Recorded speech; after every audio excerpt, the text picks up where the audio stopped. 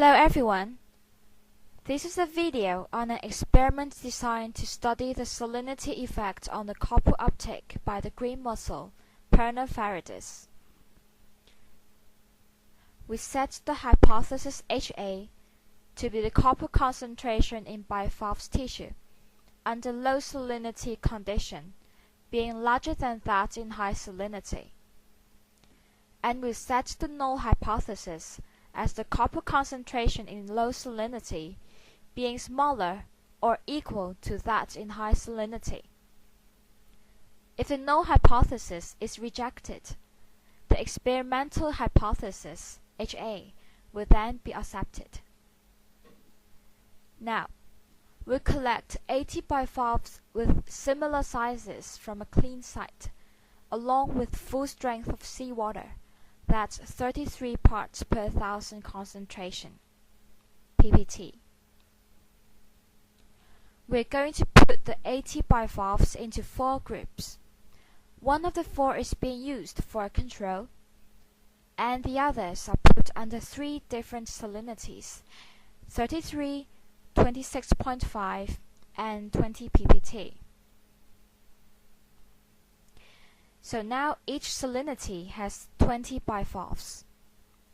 In order to reduce errors, we'll do 4 procedure replicates for each salinity.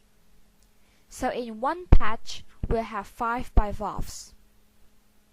We'll then add 50 micrograms per liter concentration of copper solution into each container. The control experiments will only have full-strength seawater, without any copper added.